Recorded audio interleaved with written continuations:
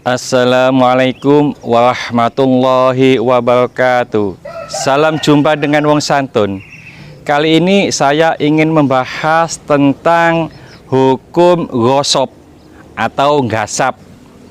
Ghosab menurut bahasa adalah mengambil sesuatu secara dolim, maksudnya secara paksa dan terang-terangan. Adapun secara istilah yaitu menguasai hak atau harta orang lain dengan alasan tidak benar, walaupun mempunyai niat untuk mengembalikannya nanti. Hukumnya ghosab ini adalah haram. Melakukan perbuatan ghosab itu berdosa pelakunya. Dalam Al-Quran disebutkan, A'udzubillahi minasyaitonirrajim, Bismillahirrahmanirrahim, wala ta'kulu amwalakum bainakum bil batili, dan janganlah sebagian kamu memakan harta sebagian yang lain di antara kamu dengan jalan yang batil. Di dalam ghosab tidak ada ukuran dan kadar tertentu bagi barang yang dighosab, baik sedikit atau banyak, baik barang itu berharga atau bukan, baik main-main atau sungguh-sungguhan.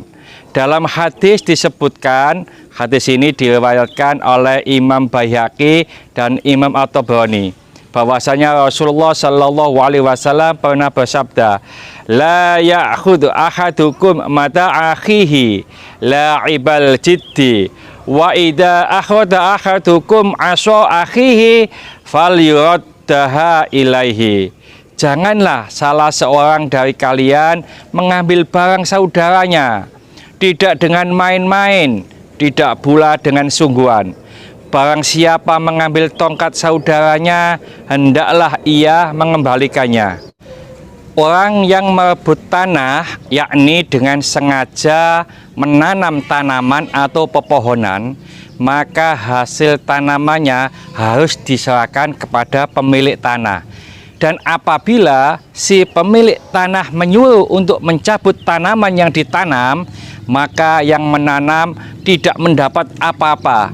Maka dari itu menanami tanah ghosab termasuk haram, karena mengambil manfaat dari tanah ghosab dan menghasilkan harta.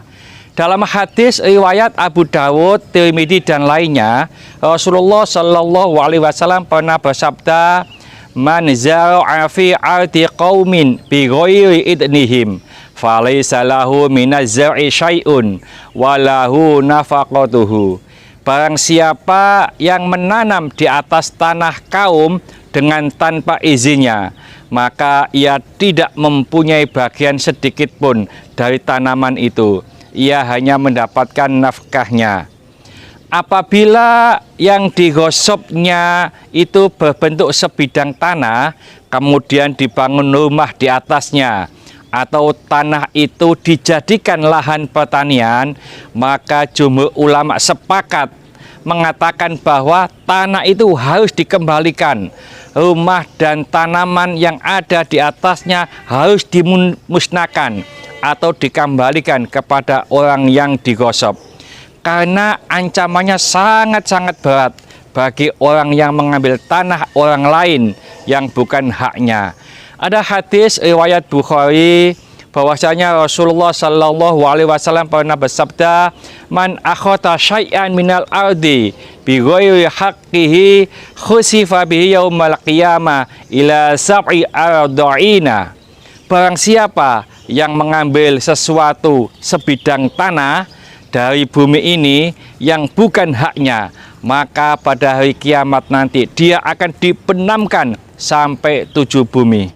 Jadi larangan ghosab ini tidak hanya terjadi pada barang yang mahal saja.